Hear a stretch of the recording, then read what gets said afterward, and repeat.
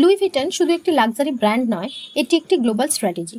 যেই দেশে যায় সেখানকার রাজনীতিবিদদের সাথে নিজের ইনফ্লুয়েন্স ব্যবহার করে রুলস নিজের অনুকূলে পরিবর্তন করে নেয়।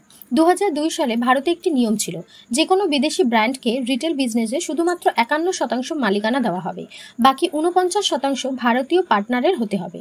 কিন্তু লুই ভিটনের সিইও এই নিয়ম মানতে রাজি ছিল না। 2002 থেকে 2007 পর্যন্ত লুই ভিটনের সিইও ক্রমাগত ভারতের কমার্স মিনিস্টার কামাল নাথের সাথে মিটিং করে। তাদের লক্ষ্য একটাই, 51% নিয়ম বাতিল করে 100% বিদেশি মালিকানার অনুমতি আদায় করা।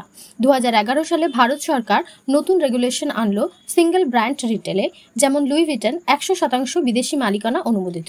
লুই ভিটনের লবিং সফল হলো।